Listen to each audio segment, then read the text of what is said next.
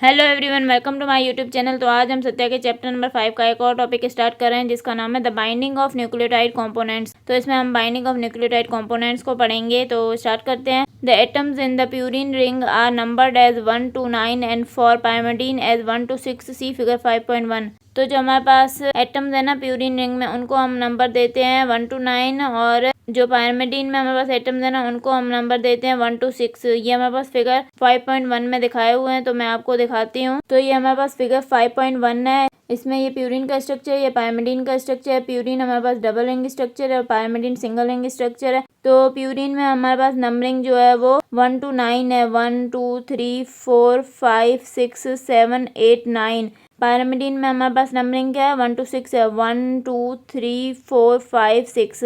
तो ये फिगर हमने देख ली, ये पहले भी हमने देखी थी, दोबारा देख लिया। The carbons of sugars are represented with an associated prime for differentiation. और जो हमारे पास शुगर्स के कार्बन्स होते हैं ना, उनको हमारे पास नंबरिंग जो है ना वो प्राइम से दी गई है ताकि डिफरेंस हो सके। जो एटम्स प्यूरिन और पायरिमिडीन के रिंग में होते हैं उनसे डिफरेंस हो सके। Thus the pentose carbons are 1 prime to 5 prime. इसलिए हमारे पास जो पेंटोज कार्बन है ना उनको नंबरिंग क्या दी हुई है, 1 प्राइम to 5 प्राइम।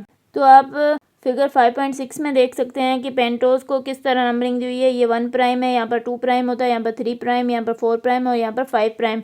ये 5 कार्बन है ना, तो इनको इस तरह नंबरिंग दी हुई है। प्राइम क्यों लगाया गया है, ताकि जो हमारे पास एटम्स को जो नंबरिंग दी हुई है ना प्यूरिन और पायरिमिडीन रिंग में, उनसे डिफरेंस हो सके। The pentoses are bound to nitrogenous bases by beta and glycosidic bonds. तो हमारे पास जो पेंटोज शुगर है उनके साथ जो नाइट्रोजीनस बेसिस लगे हुए हैं, इन दोनों के बीच में हमारे पास कौन से बॉन्ड्स होते हैं, तो इन दोनों के बीच में हमारे पास बीटा एंड ग्लाइकोसिडिक बॉन्ड्स होते हैं। The N9 of a purine ring bonds with C1 1 prime of a pentose sugar to form a covalent bond in the purine nucleoside। तो जो हमारे पास प्यूरिन रिंग में 9 नंबर पे जो नाइट्रोजन है ना, वो हमारे पास पेंटोस शुगर के कार्बन 1 से बाइंड करता है और हमारे पास ये कोवेलेंट बॉन्ड होती है प्यूरिन न्यूक्लियोसाइड में। In case of pyrimidine nucleosides the glycosidic linkage is between N1 of a pyrimidine and C1 prime of a pentose. और अगर हम पायरिमिडीन न्यूक्लियोसाइड्स के केस में देखें तो जो हमारे पास ग्लाइकोसिडिक लिंकेज बनती है ना, वो हमारे पास पायरिमिडीन में जो नाइट्रोजन 1 है ना उसके और पेंटोस शुगर में जो कार्बन नंबर 1 प्राइम है ना, उन दोनों के बीच में हमारे पास जो है वो ग्लाइकोसिडिक लिंकेज होती है।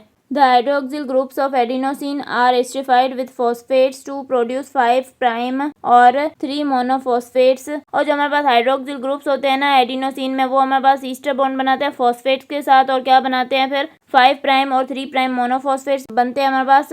5 prime hydroxyl is the most commonly esterified, hence 5 prime is usually omitted while writing nucleotide names. तो हमारे पास जो 5 प्राइम हाइड्रोक्सिल है ना, ये हमारे पास मोस्ट कॉमनली एस्टिफाई होता है, इसलिए 5 प्राइम को हम जो है ना यूजुअली ओमिट कर देते हैं जब हम न्यूक्लियोटाइड के नेम लिखते हैं ना। 10 AMP रिप्रेजेंट्स एडिनोसिन 5 मोनोफॉस्फेट। तो AMP को हम कैसे रिप्रेजेंट करते हैं, adenosine 5 prime monophosphate. However for adenosine 3 prime monophosphate the abbreviation 3 prime AMP used. लेकिन एडिनोसिन 3 प्राइम मोनोफॉस्फेट के लिए हमारे पास कौन सी एब्रिविएशन यूज करते हैं, हम 3 प्राइम AMP यूज करते हैं। The structure of 2 selected nucleotides namely AMP and TMP are depicted in figure 5.6। तो हमारे पास जो स्ट्रक्चर है ना दो न्यूक्लियोटाइड्स के AMP और TMP के, ये हमारे पास फिगर 5.6 में दिखाए गए हैं। मैं आपको फिगर 5.6 दिखाती हूँ। तो ये हमारे पास फिगर 5.6 है, इसमें क्या है, structures of adenosine 5 monophosphate AMP and thymidine 5 monophosphate TMP।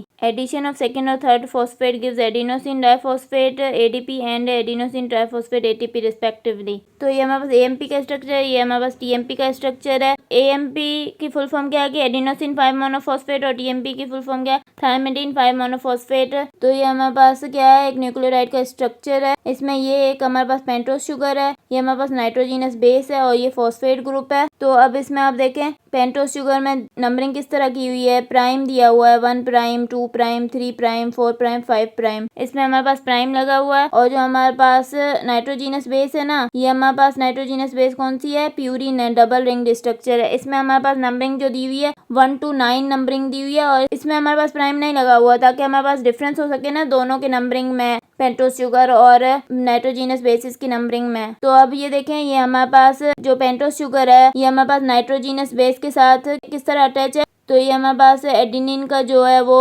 Nitrogen number 9 है और ये हमारे पास पेंटोस शुगर का कार्बन नंबर 1 है। तो इन दोनों के बीच में हमारे पास बॉन्डिंग बनी हुई है और ये हमारे पास कौन से बॉन्ड है, ये हमारे पास ग्लाइकोसिडिक बॉन्ड है और इसमें ये देखिए ये हमारे पास फॉस्फेट ग्रुप कार्बन नंबर 5 पे अटैच है। तो ये हमारे पास कौन सा स्ट्रक्चर बन गया है, AMP एडिनोसिन 5 मोनोफॉस्फेट, मतलब कि ये हमारे पास क्या बन गया, एडिनोसिन बन गया। जब हमारे पास पेंटोस शुगर के साथ एडिनिन अटैच होता है तो हमारे पास क्या बन जाता है, एडिनोसिन बन जाता है, मतलब कि ये न्यूक्लियोसाइड बन गया एडिनोसिन। और जब हमारे पास 5 प्राइम यहाँ पर है, ये इसके साथ फॉस्फेट अटैच होगा तो फिर क्या होगा, एडिनोसिन 5 प्राइम मोनोफॉस्फेट। तो ये हमारे पास AMP का स्ट्रक्चर। इसी तरह ये हमारे पास TMP का स्ट्रक्चर है। ये हमारे पास क्या है, थायमीन है नाइट्रोजीनस बेस, ये पेंटोस शुगर है, ये फॉस्फेट ग्रुप है। थायमीन क्या है हमारे पास, ये सिंगल रिंग स्ट्रक्चर, ये क्या है, पायरिमिडीन है। सही है, पायरिमिडीन में जो हमारे पास नाइट्रोजन 1 होता है ना, वो हमारे पास पेंटोस शुगर का जो कार्बन 1 प्राइम होता है ना, उसके साथ हमारे पास ग्लाइकोसिडिक बॉन्ड बनाता है और ये क्या बन जाता है हमारे पास, फिर थायमिडीन न्यूक्लियोसाइड बन गया ये। और इसके बाद ये थायमिडीन तो बन गया, अब जो हमारे पास इस पे फॉस्फेट जो लगा होता है ना, वो हमारे पास 5 प्राइम पोजीशन पे लगा होता है, तो ये क्या बन गया हमारे पास, थायमिडीन 5 मोनोफॉस्फेट TMP। तो ये हमारे पास TMP का स्ट्रक्चर था। आई होप कि आपको फिगर समझ में आ गई होगी। अब हमारे पास क्या टॉपिक है, न्यूक्लियोसाइड डाई एंड ट्राइफॉस्फेट्स। तो इसको हम पढ़ते हैं। Nucleoside monophosphates possess only 1 phosphate moiety AMP TMP। तो जो हमारे पास न्यूक्लियोसाइड मोनोफॉस्फेट्स होते हैं उनमें सिर्फ एक फॉस्फेट होता है, AMP TMP, जो अभी हमने स्ट्रक्चर देखे ना, उनमें हमारे पास सिर्फ एक फॉस्फेट मोइटी होती है। द एडिशन ऑफ सेकंड और third phosphates to the nucleoside results in nucleoside diphosphate example ADP और ट्राइफॉस्फेट एग्जांपल ATP रिस्पेक्टिवली। और अगर हम फिर दूसरा तीसरा फॉस्फेट न्यूक्लियोसाइड में ऐड कर देना तो फिर हमारे पास न्यूक्लियोसाइड डाइफॉस्फेट बन जाएंगे, एग्जाम्पल हमारे पास ADP बन जाएगा,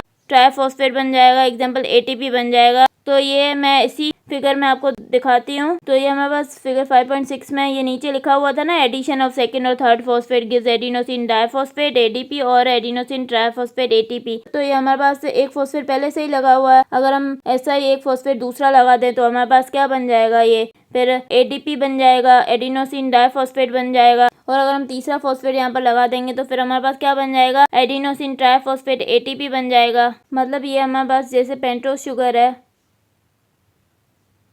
और इसके साथ ये हमारे पास नाइट्रोजीनस बेस लगी हुई है, तो ये हमारे पास क्या बन गया, न्यूक्लियोसाइड बन गया है। सही है। अब हम क्या करेंगे कि एक फॉस्फेट ऐड करेंगे तो ये हमारे पास क्या बनेगा, मोनोफॉस्फेट बनेगा। दूसरा फॉस्फेट ऐड करेंगे तो ये हमारे पास क्या बनेगा, डाइफॉस्फेट बनेगा। तीसरा फॉस्फेट ऐड करेंगे तो ये हमारे पास क्या बनेगा, ट्राइफॉस्फेट बनेगा। लेकिन ये रहेगा हमारे पास एक मोनोन्यूक्लियोटाइड ही।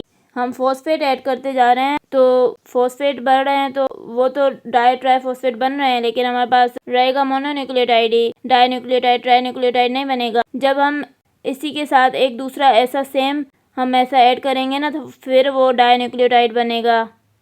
यहाँ पर नाइट्रोजीनस बेस है, फिर यहाँ पे फॉस्फेट है, तो इस तरह फिर वो हमारे पास क्या बनेगा, डाई न्यूक्लियोटाइड बनेगा। अगर सिर्फ हमारे पास अकेला ऐसा स्ट्रक्चर है तो ये रहेगा मोनोन्यूक्लियोटाइड, लेकिन फॉस्फेट ऐड करने से फिर वो डाइफॉस्फेट ट्राइफॉस्फेट बन जाएगा। तो आई होप कि आपको समझ में आ गया। अगर आपको मेरा लेक्चर पसंद आया तो प्लीज़ मेरे चैनल को सब्सक्राइब करें, लाइक करें, बेल आइकन को प्रेस करें। Thank you.